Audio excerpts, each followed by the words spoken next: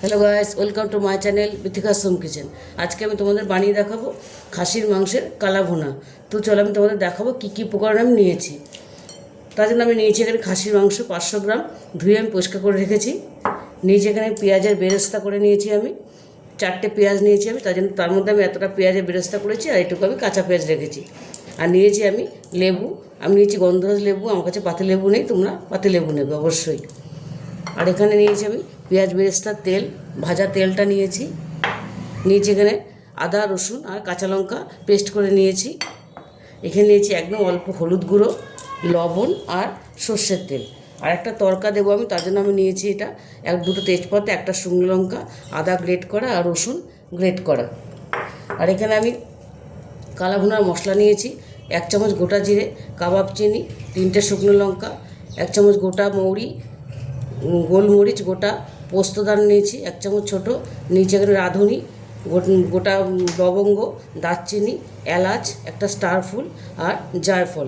এগুলো আমি একসঙ্গে ড্রাই রোস্ট এটা কাঠখোলায় ভেজে এটা আমি গুঁড়ো করে নেব।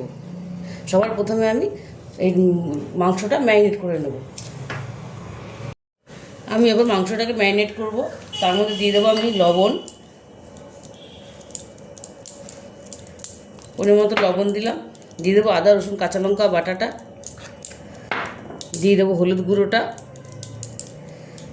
দিয়ে দেবো এখন পেঁয়াজ বেরেস্তা, কাঁচা পেঁয়াজটা দিলে একটা সুন্দর ফ্লেভার আসে, আর দিয়ে দেবো এই লেবুর রসটা, আর দেবো আমি এখানে এই সর্ষের তেলটা। এবার এটা আমি ম্যারিনেট করে 3-4 ঘন্টা আমি রেখে দেবো। 3-4 ঘন্টা আমি রেস্টে রেখে দেবো। 3-4 ঘন্টা পরে আমি ফিরে আসবো। এটা আমি ভালো করে ম্যারিনেট করে মেখে নেব।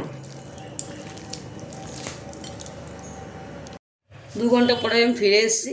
মাংসটা আমার ম্যারিনেট হয়ে গেছে। আমি মশলাটাও ভেজে নিয়েছি ভালো করে কাঠখোলায়। এটা আমি এবার গুঁড়ো করে নেবো হামালদিস্তায়। আর কড়াইটা আমি একটা লোহার মোটা কড়াই বসিয়ে দিয়েছি, তাহলে ভালো হবে।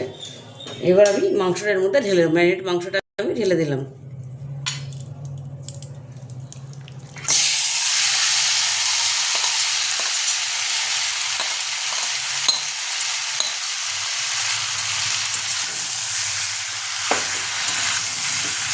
এটা ধুয়ে একটু জল দেবো আমি।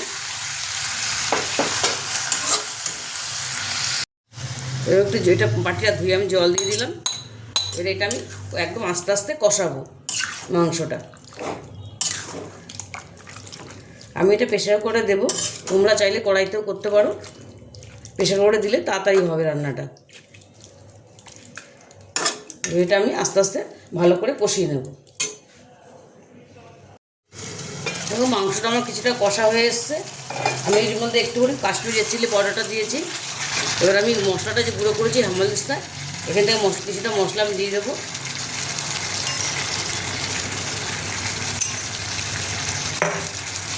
ভালো করে মেশাবো মশলাটা।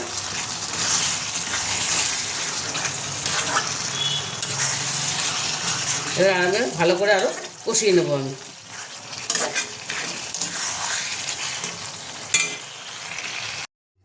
খাসি মাংস দেখো কষা আমার হয়ে গেছে, তেল ছেড়ে দিয়েছে পুরো, কি সুন্দর কালারটা দেখো, কালার চলে এসছে।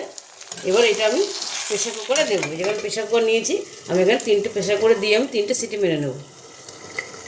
প্রেশারে দিয়ে দিয়েছি জলটা আমি এরকম প্রেশারে মাংসের সেম জল দেবো, বেশি জল দেবো না, যেহেতু এটা একদম কষা কষা হবে। এবার এটা আমি ঢেকে সিটি মেরে নেবো। ওকে, প্রেশার কুকার থেকে আমি কড়াইতে নামিয়ে নিয়েছি, মাংসটা আমি এখানে ঢেলে দিয়েছি কড়াইয়ের মধ্যে। এবার আমি তরকাটার জন্য একটা প্যান বসিয়ে দিয়েছি। এবারের মধ্যে তেল দিয়ে দেবো। এটা আমার গরম হয়ে গেছে। তরকার জন্য আমি তেল দিয়ে দিলাম পরিমাণ মতো, সর্ষের তেল।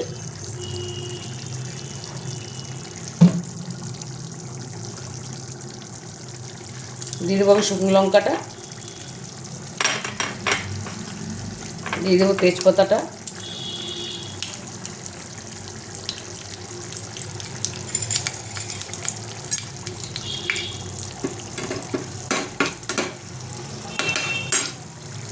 এবার আমি দিয়ে দেবো রসুনটা আর আদাটা। তরকাটা দিলে ট্রেনটা আরও বাড়বে, এটা আরও বেশি টেস্ট লাগবে। কালা ভুনা মশলাটায় দারুণ একটা সেন্ট বেরিয়ে গেছে।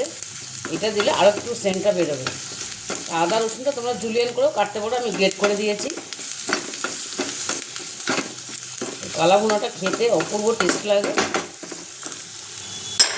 রুটি পরোটা নান সব কিছুর সঙ্গে ভালো লাগে এটা।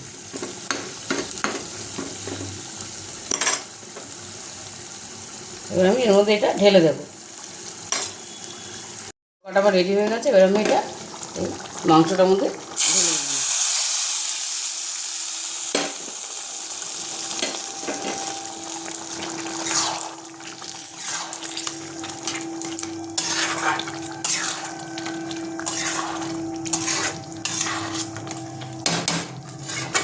মাংসটা আমার পুরোপুরি রেডি হয়ে গেছে।